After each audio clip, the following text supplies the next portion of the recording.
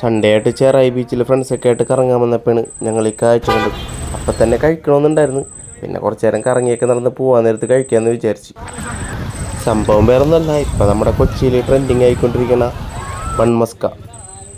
ഇൻസ്റ്റാഗ്രാമിൽ റീൽസൊക്കെ കണ്ടിട്ട് ഇത് കഴിക്കണമെന്ന് വിചാരിച്ചിരിക്കുന്ന ടൈമിൽ തന്നെ ഞാൻ ഇവരെ കണ്ടത്. അതുകൊണ്ട് ഞങ്ങളെല്ലാവരും ഒന്ന് ട്രൈ ചെയ്ത് നോക്കി.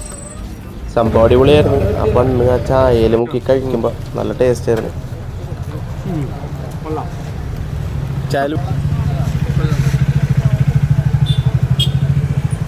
എങ്ങനെയുണ്ടാ?